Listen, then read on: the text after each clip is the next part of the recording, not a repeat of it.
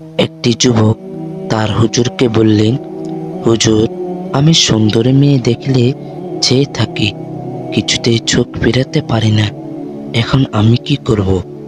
হুজুর বললেন, তাহলে 1 গ্লাস দুধ ভরে নিয়ে আসো, এমনভাবে আনবে যাতে পরে পরে অবস্থা, তবে তুমি খেয়াল রাখবে পরে না যেন। যুবকটি বলল, আনছি হুজুর। হুজুর বললেন, 1 গ্লাস দুধ নিয়ে 1 কিলোমিটার যাবে এবং ফিরে আসবে।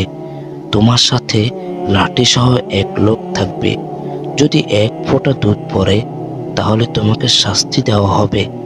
যুবকটি বলল, ঠিক আছে। যুবকটি শুধু গ্লাসের দিকে তাকিয়ে গেছে, আবার ফিরে এসেছে, কোনো দিকেই তাকায় নাই, 1 ফোঁটা দুধও পড়ে নাই। হুজুর বললেন, তুমি রাস্তায় কয়টা মেয়ে দেখেছ? যুবকটি বলল, একটাও মেয়ে দেখি নাই। হুজুর বললেন, কেন দেখো নাই? যুবকটি বলল, 1 ফোঁটা দুধ পড়লে আমার শাস্তি হবে, এই ভয়ে পুরোটা সময় গ্লাসের দিকে তাকিয়েছিলাম।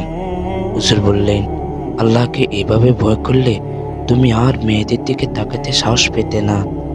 আল্লাহ সকলকে চোখের গুনাহ থেকে হেফাজত করুন।